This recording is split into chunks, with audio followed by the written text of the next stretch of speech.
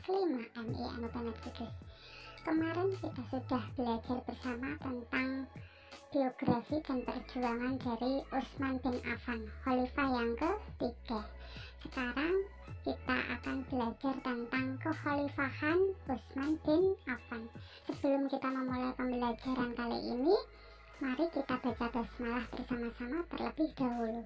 Bismillahirrahmanirrahim. Bagaimana sih cara pemilihan Utsman bin Affan menjadi seorang khalifah? Jadi sebelum Umar bin Khattab ini wafat, Umar ini sudah mengangkat 6 orang sahabat yang terbentuk dalam Dewan Syuro, atau Dewan Pemilihan Khalifah. Ke-6 orang tersebut terdiri dari Utsman bin Affan, Ali bin Abi Thalib, Thalhah bin Ubaidillah, Zubair bin Awam, Abdurrahman bin Auf, dan Sa'ad bin Abi Waqqas. Dewan Syuro dipimpin oleh Abdurrahman bin Auf. Jadi sebelum Khalifah Umar ini wafat, Khalifah Umar sudah menunjuk 6 orang sahabat untuk bermusyawarah memilih siapa yang akan menggantikan beliau menjadi khalifah ketika beliau telah wafat.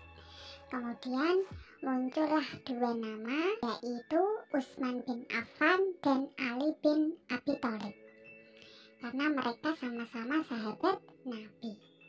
Kemudian mereka bermusyawarah lagi dan terpilihlah Utsman bin Affan menjadi khalifah yang selanjutnya, ya. Kenapa kok Utsman yang dipilih? Yang pertama, karena Utsman bin Affan lebih tua daripada Ali bin Abi Thalib. Yang kedua, Utsman bin Affan ini merupakan sahabat paling senior dalam Dewan Syuro tersebut, ya. Pada akhirnya setelah Khalifah Umar wafat, Utsman ini dibaiat menjadi khalifah ketika berusia 70 tahun, ya.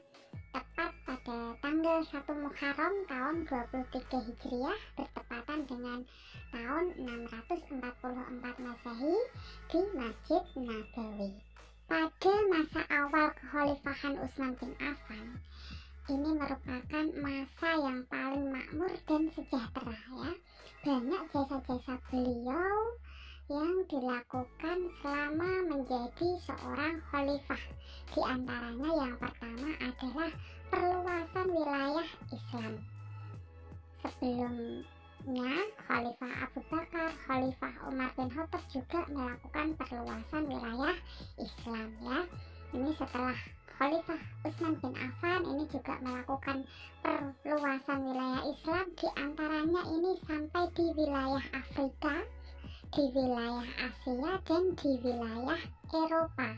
Masa kekhalifahan Utsman bin Affan ini melakukan pertahanan kaum muslimin sudah kuat dengan dibentuknya angkatan laut, ya. Salah satu pertempuran yang terjadi di laut secara besar-besaran ini disebut dengan perang Zatus Sawari atau perang tiang kapal, karena banyaknya kapal-kapal yang terlibat dalam pertempuran tersebut, ya. Kemudian merenovasi Masjidil Haram dan Masjid Nabawi. Utsman bin Affan ini adalah khalifah yang pertama kali melakukan perluasan wilayah Masjidil Haram dan Masjid Nabawi. Hal ini dilakukan karena semakin banyaknya umat Islam yang beribadah haji, sehingga perlu adanya perluasan masjid. Jadi beliau membeli tanah-tanah di sekitar Masjidil Haram dan Masjid Nabawi untuk melakukan perluasan masjid-masjid tersebut, ya. Kemudian jasa beliau yang selanjutnya adalah membangun gedung pengadilan. Jadi jika ada orang yang bersalah diadili di gedung pengadilan. Nah, ini gedung pengadilan ini sudah ada sejak zamannya Utsman bin Affan. Kemudian yang selanjutnya adalah membentuk angkatan laut, ya. Pada masa ini Islam melebarkan ekspansinya, ya. Untuk pertama kalinya Islam mempunyai armada laut yang tangguh, Jadi pada saat itu peperangan tidak hanya terjadi di daratan tetapi juga di lautan. Yang selanjutnya adalah membukukan Al-Quran. Nah, ini Syekh Utsman bin Affan yang paling bisa kita rasakan sampai saat ini ya, karena tanpa adanya pembukuan Al-Quran mungkin kita tidak akan bisa membaca Al-Quran. Pada saat itu seorang sahabat yang bernama Hudzaifah bin Yaman ini menaruh perhatian terhadap perbedaan bacaan dan dialek Al-Quran yang tentunya dapat memicu terjadinya pertikaian sesama kaum muslimin ya. Karena hal tersebutlah Hudzaifah bin Yaman ini melaporkan kepada Khalifah Utsman bin Affan. Menanggapi hal tersebut, Khalifah Utsman ini kemudian mengambil naskah Al-Quran yang disimpan oleh Hafsah bin Umar bin Khattab ya, istri Nabi, yang pada saat dulu zamannya Khalifah Abu Bakar beliau disuruh untuk menyimpan naskah-naskah Al-Quran yang masih asli ya. Kemudian Khalifah Utsman bin Affan ini membentuk panitia pembukuan Al-Quran yang diketuai oleh Zaid bin Sabit dan mempunyai anggota Abdullah bin Zubair dan Abdullah bin Haris. Mereka kemudian menyalin Al-Quran menjadi 5 bagian, kemudian dikirim di Mekah, Suriah, Basrah, dan Kufah. Sedangkan yang satu ini tetap berada di Madinah dan disebut dengan Mushaf Al-Imam. Itu tadi adalah jasa-jasa Khalifah Utsman bin Affan ketika menjadi khalifah. Ketika Khalifah Utsman bin Affan ini memimpin, terjadi semacam pemberontakan ya. Pemberontakan ini muncul dari kaum muslimin sendiri. Ini karena apa?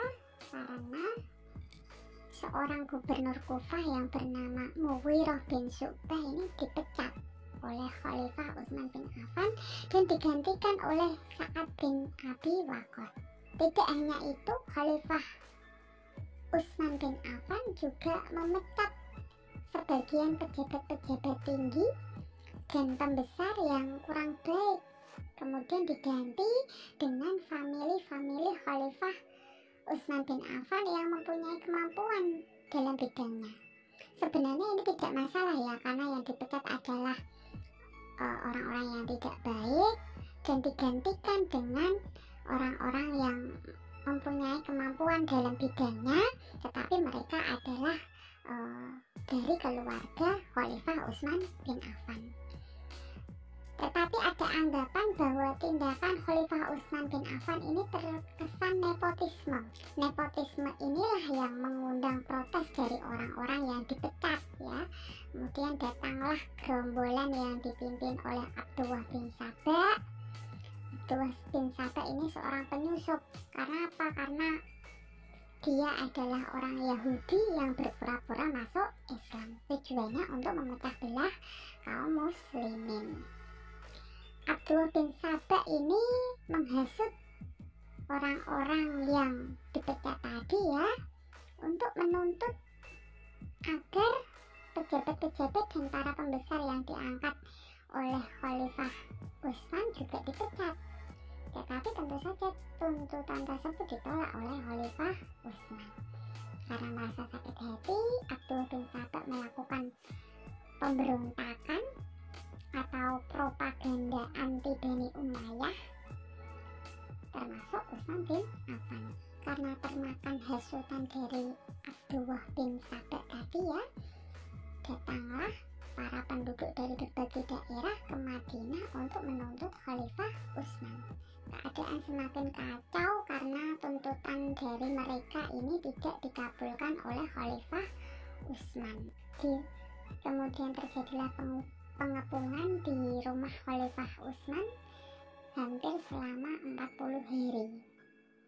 Situasi semakin memburuk ya. Rumah Khalifah dijaga oleh para sahabatnya, diantaranya adalah Ali bin Abi Thalib, Zubair bin Awam, Muhammad bin Tolhah, dan Hasan dan Husain, putra dari Ali bin Abi Thalib. Karena kelembutan dan kasih sayangnya, Khalifah Utsman menanggapi pengepungan tersebut dengan sabar dan tutur kata yang santun.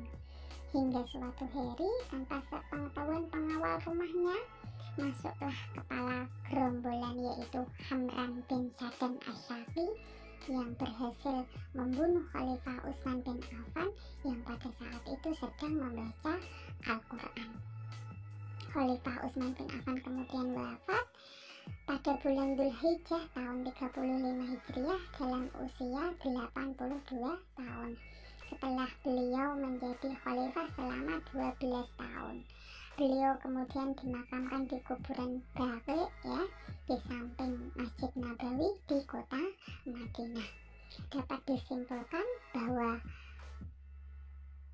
ketika Khalifah Utsman bin Affan ini menjabat selama 12 tahun, 6 tahun awal jabatannya ini berjalan dengan lancar dan sukses ya. Tetapi 6 tahun kemudian terjadi pemberontakan karena salah paham ya, yang mengakibatkan Khalifah Utsman bin Affan ini terbunuh. Itu tadi materi yang dapat Bu Hani sampaikan. Semoga kita dapat mengambil ibrah dari peristiwa tersebut ya. Mohon maaf apabila ada kesalahan dalam berucap. Alhamdulillahirabbil